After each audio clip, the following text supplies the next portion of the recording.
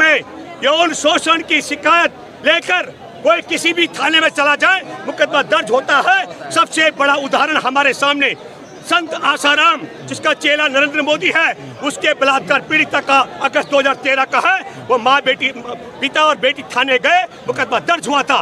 प्रधानमंत्री और अमित शाह के इशारे पर सुप्रीम कोर्ट के मुख्य न्यायाधीश ने पूरे देश में एक नई नजीर बना दी है। अब बलात्कार पीड़िताओं को, चाहे ओलंपिक पदक विजेता हो और चाहे आम गरीब गुरबा की हो, उन्हें पहले धरने पर बैठना पड़ेगा, फिर उन्हें सुप्रीम कोर्ट का दरवाजा खटखटाना पड़ेगा, फिर कपिल सिब्बल जैसे बड़े वकील को हायर करना पड़ेगा, और तब भी कोई गारंटी नहीं है। लड़कियां यौन शोषण की शिकार नरेंद्र मोदी को मिली है। विनेश फोगाट का परिवार, माँ और भाई भी साथ था। विनेश ने यह दावा किया कि तब मैंने प्रधानमंत्री को यौन शोषणकर्ता के खिलाफ इशारे में बात की थी। नरेंद्र मोदी ने इस बात का भी खंडन नहीं किया। इसका मतलब विनेश का यह आरोप भी 100% सत्य है। नरेंद्र मोदी, अमित शाह, नड्डा के इशारे पर नाच रही दिल्ली पुलिस यौन शोषणकर्ता को गिरफ्तार करने में आनाकानी नहीं करती। लेकिन ये सारा का सारा पटकथा किस लिए लिखा जा रहा है? कर्नाटक चुनाव की पोलिंग से पहले अगर ब्रजभूषण शरण सिंह को गिरफ्तार करके नरेंद्र मोदी ने तिहाड़ भिजवाया, तो मैं दावा करता हूं मैंने भारत की यात्राएं की है। अभी भी 2018 में एक संविधान सम्मान यात्रा हमने की पूरे देश की। हम कर्नाटक के लोगों को जानते हैं। कर्नाटक में दहाई का आंकड़ा भाजपा नहीं छू सकती है। इसलिए कर्नाटक में भाजपा के वोट बैंक को बचाने के लिए दिल्ली पुलिस यौन शोषण के मामले में पोस्को एक्ट के तहत दर्ज मुकदमा होने के बावजूद ब्रजभूषण शरण सिंह को गिरफ्तार नहीं कर रही है। और आज सुप्रीम कोर्ट में सुनवाई की तिथि थी। आज आप 28 तारीख को 7 दिन का वक्त दिया गया था, और दिल्ली पुलिस ने पटकथा लिखी, अपने ही बदमाश भेजे। आज डीसीपी कह रहा है इलाके का कि देखिए कोई पुलिसकर्मी शराब पिया हुआ नहीं था, किसी और मेरे 5 पुलिसकर्मी घायल हुए।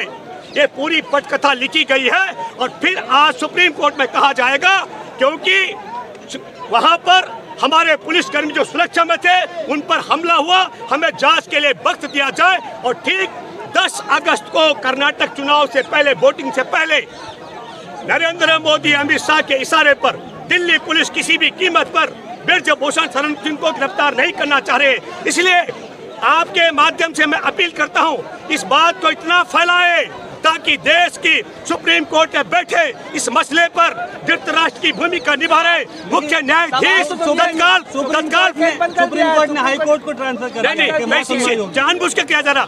मैं बता रहा हूँ पटकथा का।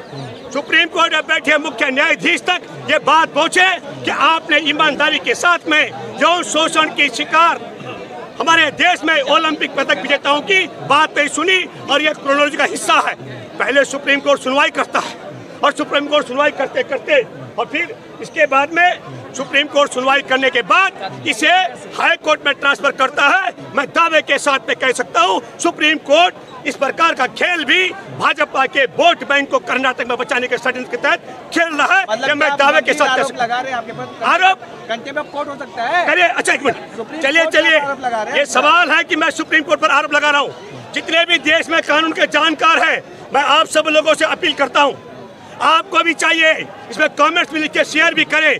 क्या हमारे देश में यौन शोषण की शिकायत लेकर कोई किसी भी थाने में चला जाए, मुकदमा दर्ज होता है? सबसे बड़ा उदाहरण हमारे सामने संत आसाराम, जिसका चेला नरेंद्र मोदी है, उसके बलात्कार पीड़िता का अगस्त 2013 का है। वो माँ बेटी, पिता और बेटी थाने गए, मुकदमा दर्ज हुआ था।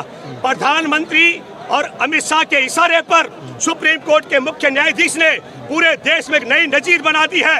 अब बलात्कार पीड़िताओं को, चाहे ओलंपिक पदक विजेता हो और चाहे आम गरीब गुरबा की हो, उन्हें पहले धरने पर बैठना पड़ेगा, फिर उन्हें सुप्रीम कोर्ट का दरवाजा खटखटाना पड़ेगा, फिर कपिल सिब्बल जैसे बड़े वकील को हायर करना पड़ेगा। और तब भी कोई गारंटी नहीं है कि नाबालिग का बलात्कार होने के बाद भी योगी के राज में, मोदी के राज में, अमित शाह के राज में, संघी सरकार के राज में बलात्कारी यौन शोषण करने वाले गिरफ्तार होंगे कि नहीं। ये नजीर हमारे देश में सुप्रीम कोर्ट के मुख्य न्यायाधीश ने खड़ी कर दी है। ये देश के लिए, मैं कहता हूँ संविधान के लिए, लोकतंत्र के लिए, महिला अधिकारों के लिए और हमारे देश से बने कानून के लिए काला दिन है। आपके हिसाब से कौन सी लफ्ज है जो दबा रखी है, क्योंकि चुनाव एकदम सर पे है कर्नाटक? 4-5 चीजें हैं। एक बड़ी महत्वपूर्ण बात है कि जस्टिस लोया की हत्या के बाद जज डरे हुए हैं। दूसरी महत्वपूर्ण बात, हमारे देश में दुनिया का सबसे ताकतवर जासूसी सॉफ्टवेयर पेगासस है, मुझे लगता है जज उसके दायरे में है। और 3, आपको मालूम होगा दिल्ली दंगों की सुनवाई कर रहे जस्टिस मुरलीधर की देर रात को इसलिए तबादला कर दिया गया था क्योंकि उन्होंने आदेश दिया था दिल्ली पुलिस पर गोली मारने की बात करने वाले ठाकुर, जो अभी खिलाड़ियों के साथ भी अत्याचार कर रहा है, अनुराग ठाकुर का बात कर रहा हूँ, परवेज वर्मा का, और एक और कपिल मिश्रा जिसने नरेंद्र मोदी की सीडी का मसला दिल्ली विधानसभा में उठाया था, किस प्रकार बेटी का अपहरण करने में नरेंद्र मोदी तब मुख्यमंत्री रहते शामिल थे। इन तीनों के खिलाफ मुकदमा दर्ज करने का आदेश दिया था देर रात को। तीसरा डर यह हो सकता है कि जज डरे हुए हैं तबादले को लेकर के, और चौथा डर है हमारे देश में, आपने देखा होगा अरुण कुमार मिश्रा 8 महीने तक कब्जा करके रखे जब तक उन्हें NHRC का चेयरमैन नहीं बनाया गया। हो सकता है इस प्रकार का लालच भी हो, और इस प्रकार का लालच भी हो जो 4 जज सड़क में आए थे उनमें से एक जज ने अपने लिए राज्यसभा का रास्ता अख्तियार किया है।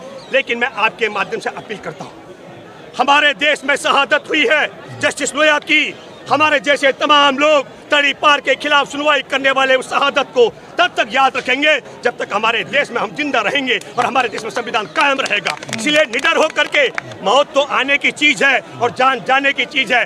मैं जजों से अपील करता हूं कि ये जस्टिस लोया की हत्या के बाद डरने की जरूरत नहीं है, मौत ने एक दिन जरूर आना है और जान ने जरूर जाना है। सुप्रीम कोर्ट ये कह रहा है कि भाई मामला जो था सिर्फ FIR दर्ज कराने की मांग की, मैंने FIR दर्ज करवा दिया, अब जांच हाईकोर्ट करेगी। देखिए, मैंने सुप्रीम कोर्ट की सुनवाई से पहले दावा किया था, अब भी कर रहा हूं, कानून ये कहता है कि शिकायत कहीं भी जाएगी 0 FIR दर्ज होती है। सुप्रीम कोर्ट ने एहसान नहीं किया, सुप्रीम कोर्ट ने एहसान ये किया है कि यौन शोषणकर्ता की गिरफ्तारी के लिए FIR दर्ज न करने वाले पुलिस कर्मियों को दंडित कर दिया होता। अगर वो जेल चले गए होते, FIR के बाद ब्रजभूषण जेल में होता। और ये पहलवान लड़कियां इतने ओला दृष्टि और बर्फ में, मैं बर्फ कहूँगा जब की ठंड में भीग करके यहाँ नहीं बैठने को विवश होती, ये बात होती। लेकिन मुख्य न्यायाधीश, शुक्र है आपने तो देश में हम सब लोगों को बड़ी आशाएं थी कि आपके फैसले बड़े अच्छे हैं, लेकिन यकीन मानो महिलाओं के मसले पर, चाहे वह बिल्किस बानो का मसला हो, किरण नेगी का मसला हो, इन लड़कियों का मसला हो, मैं कहता हूं कि आपने देश में काला अध्याय लिख डाला है। ये बात मैं दावे से